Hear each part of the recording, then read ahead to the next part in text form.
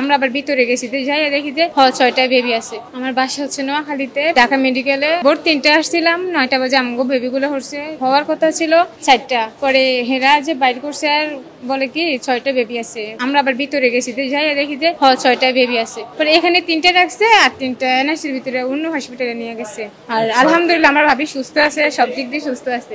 আমরা নোয়াখালীতে একটা আলতা করেছিলাম না, ওইখানে বলছিল কি 5টা, পরে আমরা অন্য হসপিটালে নিয়েছি, ওইখানে বলছে 6টা। আমরা তো শিওর হই নাই, পরে আমরা ঢাকা যে মনোরা হসপিটালে সিদ্ধেশ্বরী ওইখানে নিয়ে এসেছিলাম, ওইখানে ওনারা বলছে কি 4টা। তো আমরা 4টা শিওর হয়ে আমরা এভাবে পড়ে আসছিলাম। একটা আছে 500 গ্রাম, একটা আছে 600 গ্রাম, ছোট ছোট, একটা আছে কি বড়, ওইটা হচ্ছে 800 গ্রাম। 6টাতে একটার সম্ভাবনা দিতে পারতেছে না ওনারা, একটা বেশি অসুস্থ আর কি, ওইটা এখানে আছে, এই যে ঢাকা মেডিকেলে আছে। আর যেগুলো বেশি সুস্থ ওইখানে অন্য হসপিটালে নিয়ে গেছে। হ্যাঁ, সব নর্মাল ডেলিভারি হয়েছিল। এর আগে একটা ছেলে হয়েছিল, ওইটা মারা গেছে, ওইটাও 5 দিন ছিল, পরে ওইটা মারা গেছে। এখন আবার দ্বিতীয়বারে তো 6টা ছিল।